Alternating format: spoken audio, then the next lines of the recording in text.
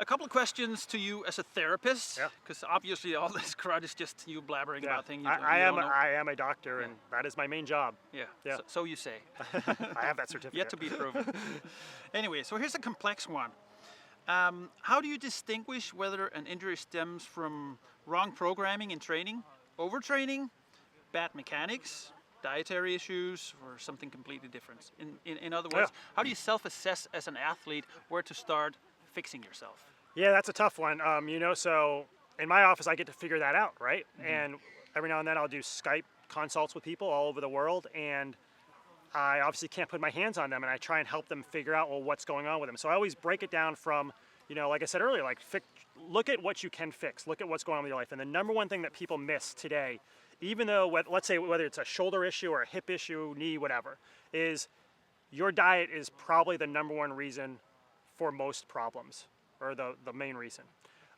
So if you're eating a lot of carbohydrates, high sugar diet, drinking a lot of caffeine, missing out protein, and of course my favorite foods, the fats, dairy fats like butter and cream, bacon, animal fats, egg yolks, that sort of stuff, coconut oil, which are huge anti-inflammatories in your body, and proteins to recover, which is meats and eggs, not beans and rice, not tofu. Some dairy I would include in that though, but true high quality bioavailable proteins and high quality fats. If you're not consuming enough of those, like 1.5 grams per kilogram of body weight a day, or you guys might say 2 kilos, then you're not going to be able to recover well. And what happens is there's a huge link between your diet and nutrients in your body and how your muscle, how our body moves. So that's step one. That's step one. So clean your diet up. And if your diet is clean, check that off the list. Every now and then you might have some weird mineral vitamin deficiency, and that a multivitamin won't take care of. Multivitamins don't work. They don't, just create more imbalances in your body. You just probably won't be able to figure that out. But clean your diet up first. The second step would be to look at your lifestyle. How much stress are you under? Are you getting enough sleep? Are you sleeping in a dark room? Do you have, interesting this week, I realized that people like to yell loud at 3 to 4 in the morning in Denmark. That's what we do here. Not great sleeping environment here for some reason. So, if you're in a dark room, quiet, dark, and you're sleeping well, that's obviously a good thing. How much are you working? Are you overstressed? Or you have a long commute? So look at your lifestyle, your family, your work, your job, all that sort of stuff.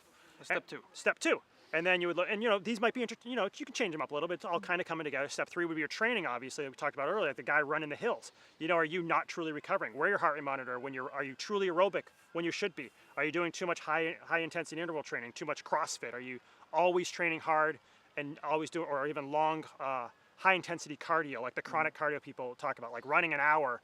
That should be very aerobic, of course, because you don't mix high intensity with long duration, but you're combining these now and you're just beating yourself up. So how's the training? And once you get rid of all that stuff, diet, lifestyle, training, you're pretty much left with, unless your shoulder hurts from some past Viking life that's haunting you again, then most likely you're looking at some mechanical injury that you need to assess. There's lots of videos on my site, of course, on how to assess everywhere in your body, shoulders, hands even included, obviously a lot of lower leg stuff, and feet. Then you would look for, mechanical issues within that area, shoulder, you look in that area, but also how it affects your gait. And sometimes it's hard to really figure these things out on yourself. We always say that the cause of a problem, the symptom where the symptom is felt is distant.